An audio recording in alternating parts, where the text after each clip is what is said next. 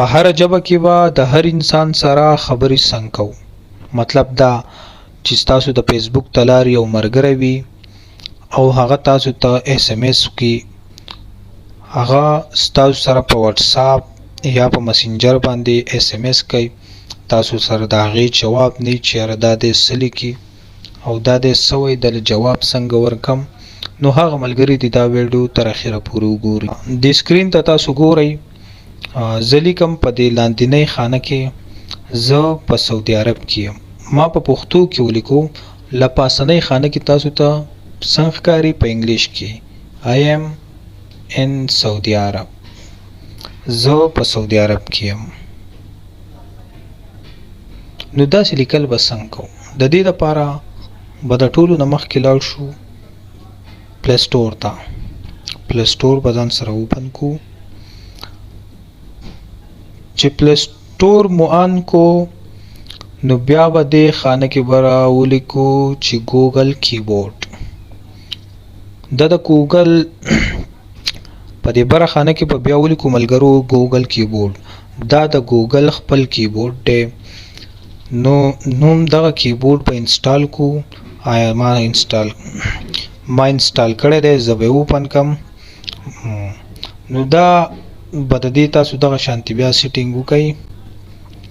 دا به تاسو انسټال کئ. د هغې نه پس به راشو چې کله م انسټال کو نو د هغې نه پس به راشو واتساپ ته.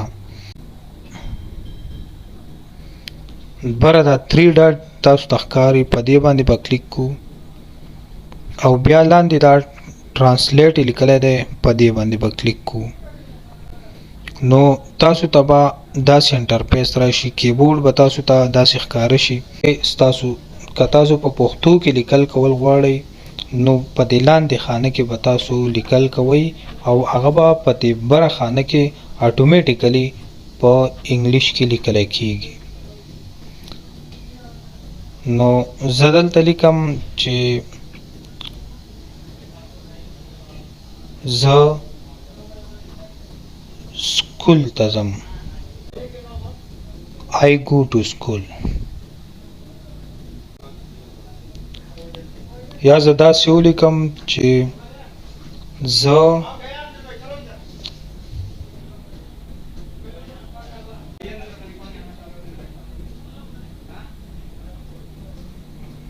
زه تا سره مینه کوم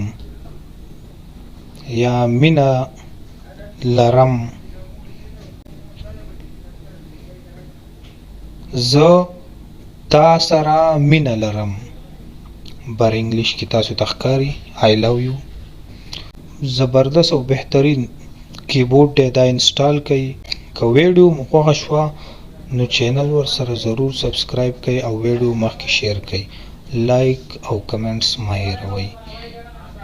که داسې ویډیوګانې ستاسو نورې مو خوښې وي نو زه به تاسو سره نورې ویډیوګانې هم شریکوم. د خپل ځان د خپل ولس خیال ساتئ. د الله په امان.